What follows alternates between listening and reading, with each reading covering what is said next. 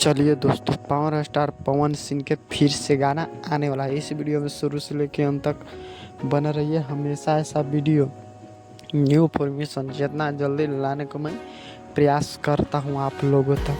Power star Pawan Singh ने एक गाना गाया था। पवन सिंह ने जिस गाना के नाम है भगवान करस तोरा लड़की के लड़का मिलस।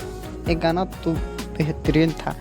ये गाना यूट्यूब पर भी गा दिया गया है, आप लोग सुन सकते हैं। यूट्यूब पर भी गा दिए हैं कुछ लोग, कुछ सिंगर ने। लेकिन गाना नहीं चाहिए। पवन सिंह की जो लिखे थे गाने, प्रियांशु सिंह शायद कौन बोले पीछे से कि पवन भैया नहीं गाए, लेकिन पवन सिंह गा दिए।